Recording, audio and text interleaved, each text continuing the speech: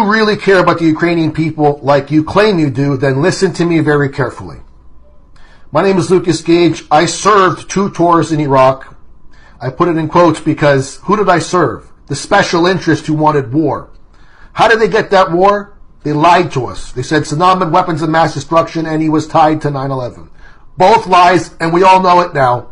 Years later, of course, after all the damage has been done. The same, I believe, is happening with the Ukrainians.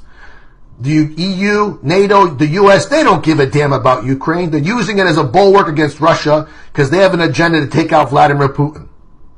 And they're saying, look, the Ukrainians are winning the war. They're pushing here and they're pushing there. That's when Putin has his hands tied behind his back in a special operation, which is limited in nature. But now that he's annexed these regions, whether you agree with it or not, Putin can unleash the full military might of Russia. And the Ukrainians have no chance whatsoever. And that's the lie the media is telling you, that they do have a chance. They don't. In fact, the only way Ukraine has a chance against Russia is if they drag us all into the war with them. And you know what that means? World War III.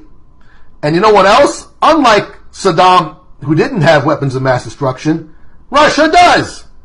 And if they're used, it's not good for anybody, especially the Ukrainians, because who do you think are going to be hit first?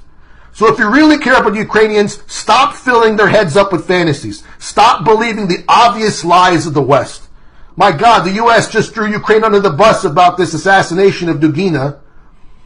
What do you think, they care? They don't care about the Ukrainians. The EU doesn't care, NATO doesn't care, and the United States most certainly doesn't care about Ukraine or anyone else for that matter.